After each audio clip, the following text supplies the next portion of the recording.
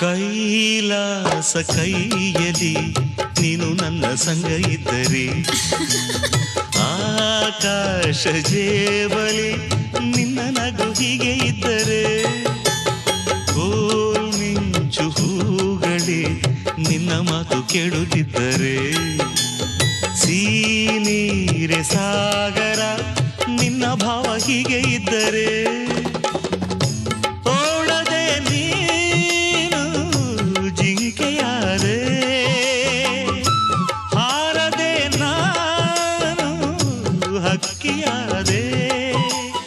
ಓ ಕನಕಾಂಬರಿ ನೀನು ಬಾರದೆ ಪೂಜೆಗೆ ಹೂವಿಲ್ಲ,